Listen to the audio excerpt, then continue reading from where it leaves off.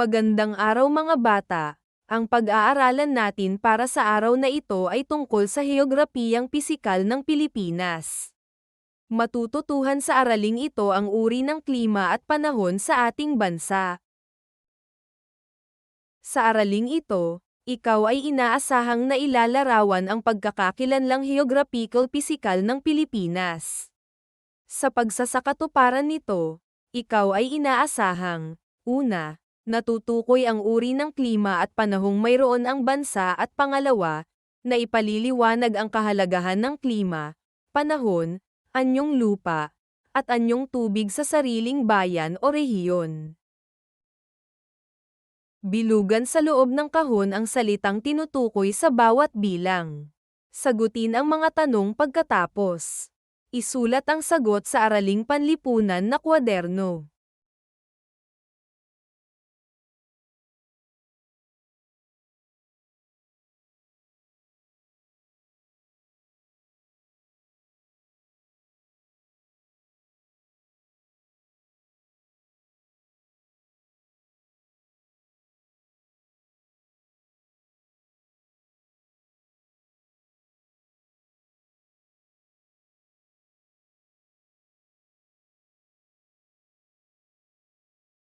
Narito ang mga tamang kasagutan. Ilan ang nakuha mong score mga bata? Ilagay ito sa comment section.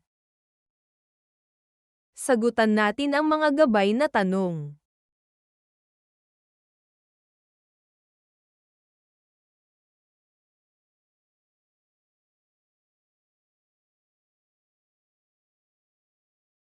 Pakinggan ang awiting Piliin Mo ang Pilipinas ni Angeline Quinto at Vincent Bueno. Nagustuhan nyo ba ang awiting ating pinakinggan? Sagutin ang mga sumusunod na tanong.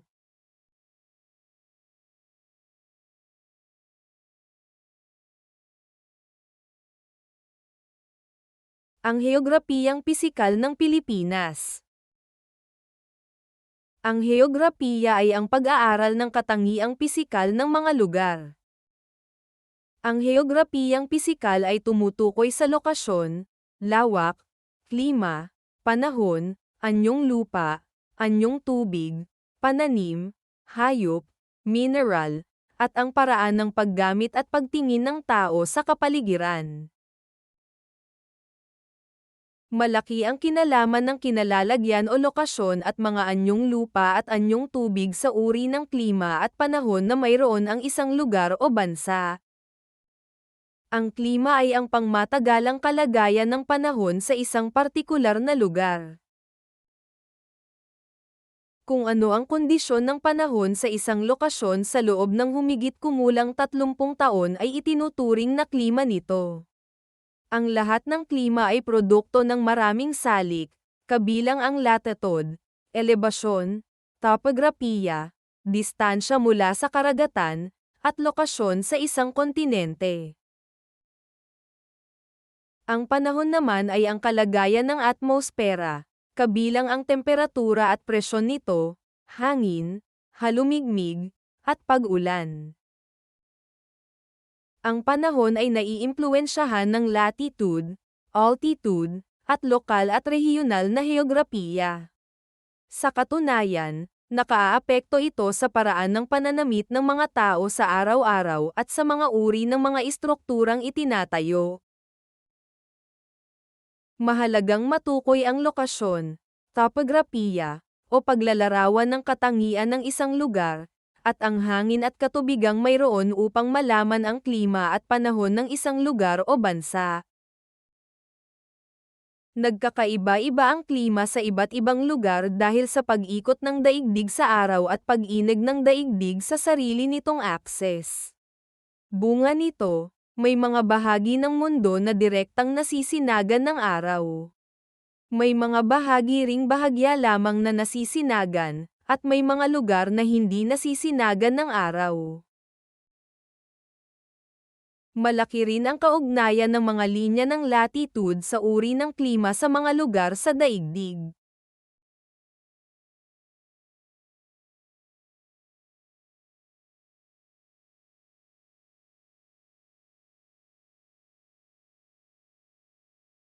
Nasa mababang latitude ang mga lugar mula sa Ecuador hanggang 23.5 degree pahilaga at 23.5 degree patimog. Ito ay nasa pagitan ng tropiko ng Cancer at tropiko ng Capricornio, at ito ay tinatawag na rehiyong tropikal. Nakararanas ang mga naninirahan sa bahaging ito ng direktang sikat ng araw kaya mas mainit sa maraming lugar dito sa buong taon. Ang Pilipinas ay nasa rehiyong ito.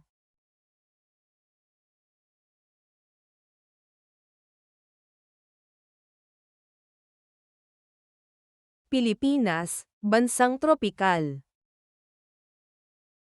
Alam nyo ba mga bata na ang Pilipinas ay malapit sa Ecuador at nasa mababang latitude kaya tropikal ang klimang nararanasan dito? Ito ay direktang nakatatanggap ng sikat ng araw kaya't mainit at maalinsangan ang klima rito. Gayunman, may mga pagkakataong nakararanas din ng malamig na klima ang bansa dahil sa hanging nagmumula sa kanlurang dagat ng Pilipinas at karagatang Pasipiko. Maliban pa rito, nakararanas din ng iba't ibang klima ang bansa dahil sa mga salik tulad ng temperatura, taas ng lugar, galaw ng hangin, at dami ng ulan.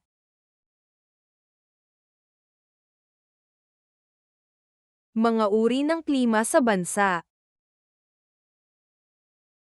Nakabatay sa distribusyon o dami ng ulan ang mga uri ng klima sa Pilipinas. Tunghayan sa mapang pangklima ng Pilipinas ang mga lugar sa bansa na nabibilang sa bawat uri ng klima. Ang kulay asul sa mapa ay ang unang uri ng klima sa Pilipinas. Dito nakararanas ang bansa ng dalawang panahon, ang tag-araw mula Nobyembre hanggang Abril at tag-ulan sa nalalabing mga buwan ng taon. Ang kulay berde naman sa mapa ay ang ikalawang uri. Ang klima naman dito ay walang tag-araw sa mga lugar dahil panay ang pag-ulan buong taon. Nakararanas ang mga naninirahan dito ng malakas na pag-ulan mula Nobyembre hanggang Enero. Ang ikatlong uri ng klima naman ay ang kulay pula. Ang klima sa lugar na ito ay maulan sa mga lugar at may maikling panahon lamang ng tag-araw na maaaring mula Nobyembre hanggang Abril habang tag-ulan na sa nalalabing mga buwan ng taon. Ang ikaapat na uri ng klima naman ay ang kulay dilaw. Ang klima sa lugar na ito ay halos pantay ang dami at pagkakabahagi ng ulan sa buong taon. Talakayin natin ang tungkol sa mga salik na nakaaapekto sa klima at panahon. Iba-iba ang klima at panahong nararanasan sa iba't ibang lugar sa bansa dahil sa topografiya at lokasyon ng mga ito. Ang mga lugar na nasa mataas na lugar tulad ng bundok, burol, at talampas ay may mabababang temperatura kaya malamig ang klimang nararanasan dito. Ang halimbawa nito ay sa Baguio at Tagaytay. Gayunpaman, malamig din ang dahilan kung bakit mainit sa ilan pang mga lugar na nakapaligid dito. Nahaharanghan kasi ng mga bundok at hangin na patungo sa ibang lugar. Ang mga lugar na nasa kapatagan o mga lalawigan sa gitnang Luzon na may mababang lokasyon. Ang temperatura ay tumutukoy sa nararanasang init o lamig sa isang lugar. Nag-iiba-iba ang temperatura ng isang lugar batay sa taas o baba ng lokasyon nito. Ang Pilipinas ay may katamtamang klima dahil sa nagkakaisang temperatura ng bansa. Ang average o karaniwang temperatura ng bansa ay 26.6 degrees Celsius. Ang pinakamalamig na buwan ay Enero, na may average na temperaturang umaabot sa 25.5 degrees Celsius, habang ang pinakainit na buwan ay Mayo, kung kailan ang average na temperatura ay umaabot sa 28.30 degrees Celsius. Ngunit dahil sa pagbabago ng klima o climate change, lumalampas na karaniwang pinakamataas na temperatura mula 37 degrees Celsius hanggang 40 degrees Celsius kapag panahon ng tag-araw sa bansa. Ang pagbabago ng klima o climate change ay isang hindi pangkaraniwang pangyayari sa kalikasan. Ito ay pinaniniwalaang sanhi ng mga gawain ng tao na maaaring makapapagbago sa komposisyon ng atmosfera. Maaari itong magtagal o maranasan sa loob ng mahabang panahon. Talakayin natin ang direksyon ng hangin.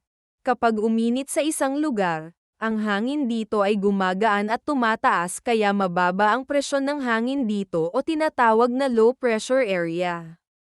Samantala, kapag malamig sa isang lugar, ang hangin ay mabigat kaya mataas ang presyon ng hangin dito o tinatawag na high pressure area.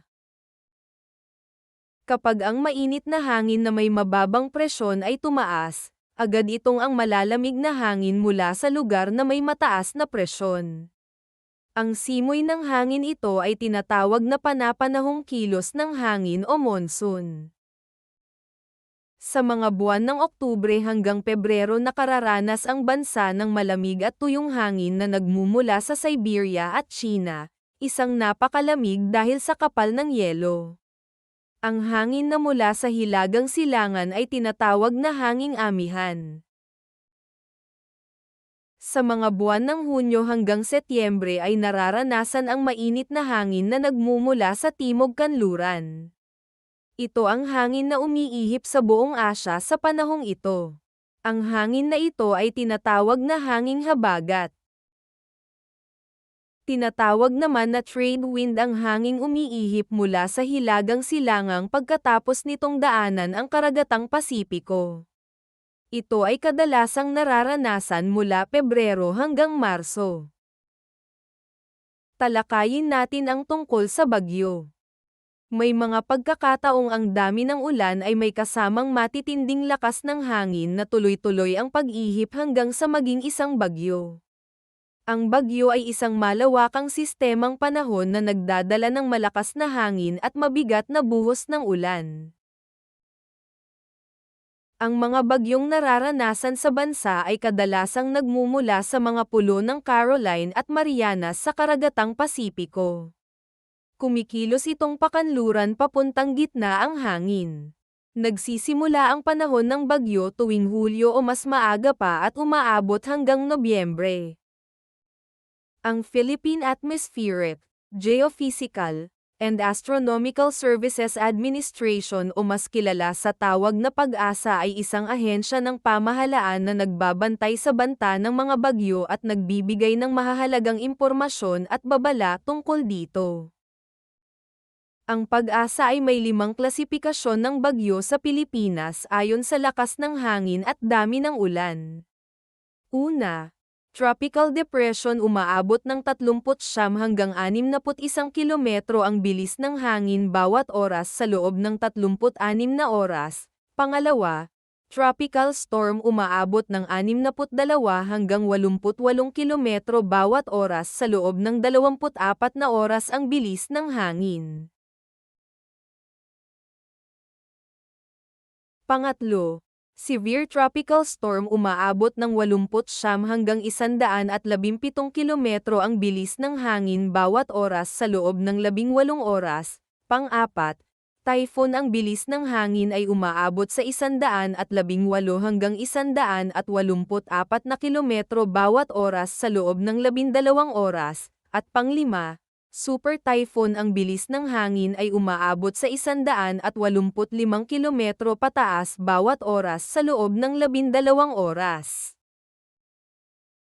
Mga babala ng bagyo.